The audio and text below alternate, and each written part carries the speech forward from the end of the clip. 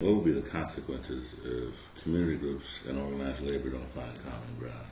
I think the consequences will be the further erosion of our public education system. And I think the splintering into smaller units, outsourced and privatized, that may not serve equity and social justice well. So those are the consequences. How do we get here?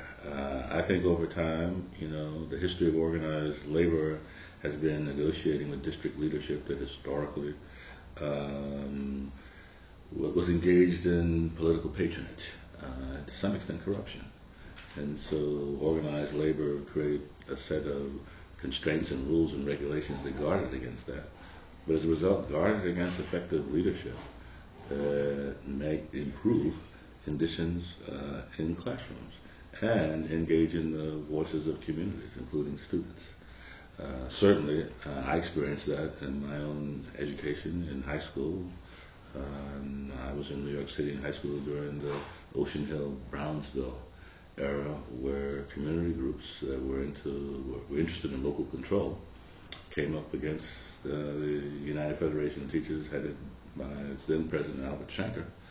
And there was certainly a racial dynamic to that conflict, where the teachers union at that time came out in opposition of local control and community involvement, and I think as a result sort of reified the adversarial relationships between communities and schools.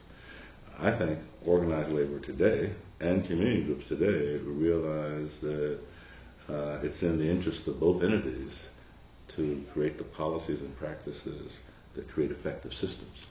And as a result of that new recognition, you see the kinds of activities typified by the Coalition for Educational Justice in New York City, where the union is one among many partners, including grassroots community organizations, housing organizations, etc., who are joining forces to advocate for changes that benefit students.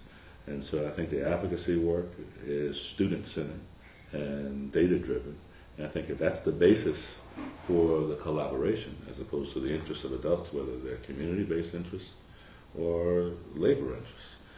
I think if we shift from the interest of adults to the interests of students and policies and practices that enhance their learning and development, then I think we have a stronger basis and platform for that kind of an alliance that can shape policy and practices and the political environment in ways that will create a stronger institution. And a stronger public education institution, first and foremost, should benefit students, but it will also benefit practitioners, who are the people that organized labor serves. So I think there's common ground and common interest. We have to just define what we mean in the short term and long term, and develop the processes to get us beyond the adversarial relationships that unfortunately have typified most union community relations over the last 20 years.